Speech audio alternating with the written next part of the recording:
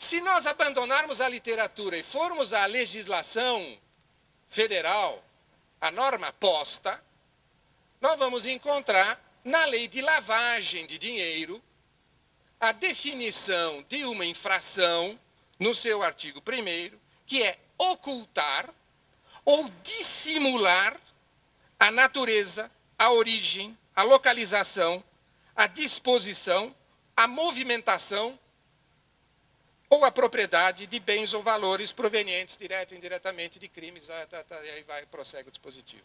Ora, aqui o legislador está se preocupando com o vício do negócio jurídico? Não, ele está se preocupando com uma certa conduta de esconder, disfarçar, mascarar, tá? E não necessariamente fazer isso através de um negócio jurídico. Então, a minha interpretação é de que a figura, ou o termo, ou a palavra, eu não vou entrar nessas discussões porque não é o momento, mas a palavra dissimular, que está no parágrafo único do artigo 116, não significa necessariamente vício da simulação do negócio jurídico. Que crítica pode ser feita a ambas as visões? É que elas, a meu ver, não captaram bem o eixo histórico. A grande mudança histórica pela qual o Brasil passou com a Constituição de 88 e pelo qual o mundo inteiro vem passando. Não é peculiaridade brasileira.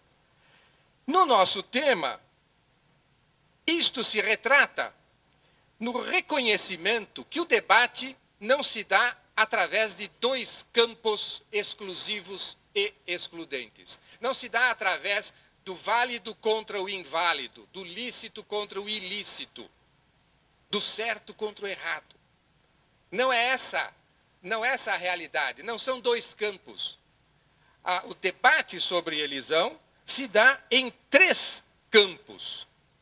E aqui é uma grande, aparentemente algo muito simples, mas por baixo nós temos um grande desafio lógico, porque nós não podemos esquecer no Brasil os 30 ou 40 anos de visão formalista, lógica, impregnada de uma matemática de conceitos que tinham sua razão histórica. Não era possível, no período de 1964 a 1988, fazer discussões de caráter substancial.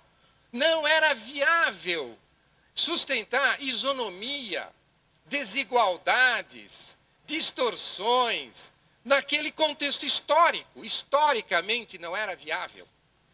E, portanto, a doutrina que se construiu inteligentemente naquele período foi uma doutrina em que, se eu tinha um interlocutor que se apoiava na ideia de hierarquia, lembre-se quem era o interlocutor de 64 a 88. Se esse era o meu interlocutor que se apoiava na ideia de hierarquia, eu, estrategicamente doutrinador, vamos dar o crédito ao professor Geraldo Taliba, de ter percebido, ele teve esse estalo de Vieira, percebeu que o diálogo possível era o diálogo sobre autoridade.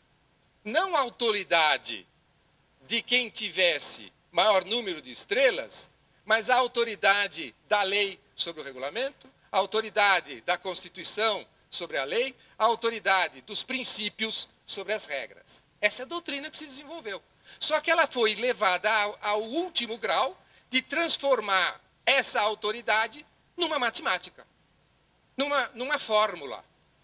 Tá? Esta fórmula se resumia sempre a 2 valências.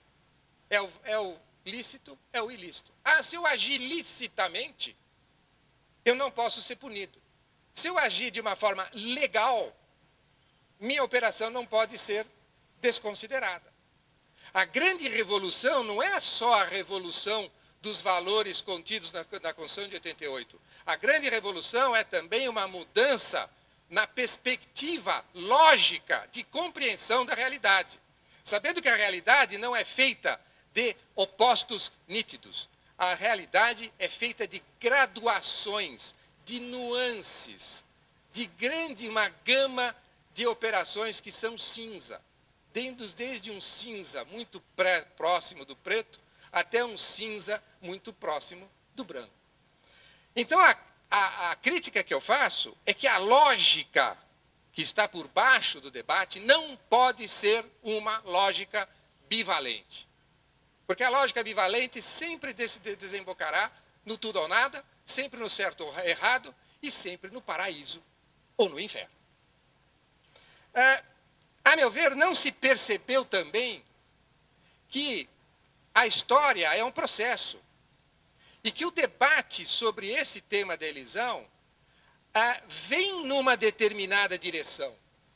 E aqui eu não gosto muito, mas eu vou ter que fazer uma referência a uma ideia que eu lancei em 1998.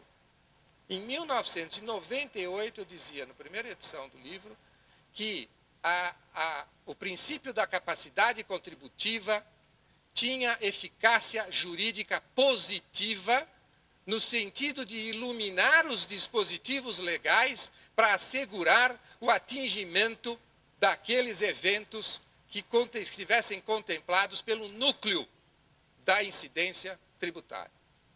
Essa ideia recebeu uma reação do professor Alberto Xavier, no seu livro, dizendo que ela era uma ideia audaciosamente original. Que eu repliquei no meu livro agradecendo, porque originalidade significa exercício da liberdade de pensamento. E a audácia é uma das qualidades do advogado. Essa ideia, que era audaciosamente original em 1998, os senhores vão encontrar com todas as letras no Acórdão 3055 da Corte de Cassação Italiana de dezembro de 2008. Coincidência? Não! Este é um processo de debate, maturação, é um processo de construção de instrumentos que todos nós estamos vivenciando. Não é privativo de nenhum país. Esta é uma necessidade que a realidade vem exigindo e vem pondo como desafio aos legisladores e aplicadores. Por último, na crítica, antes de entrar na proposta, ainda na crítica, estas duas visões, elas não perceberam que o tema não está na validade no negócio jurídico. Nenhum fiscal tem autoridade para questionar a validade do negócio jurídico celebrado pelo contribuinte. Não é esse o tema. O tema não é de validade. O tema é de eficácia do negócio perante um terceiro. Eficácia do negócio jurídico celebrado pelas partes perante o fisco, que não participou daquele negócio, mas vai sofrer certas consequências em termos de arrecadação. Portanto, desconsiderar o negócio jurídico não é anulá-lo. O fisco não anula negócio jurídico nenhum. Ele apenas bloqueia parcialmente a eficácia do negócio e atribui uma eficácia tributária diferente daquela pretendida pelas partes. O tema é de eficácia, não é de validade do negócio.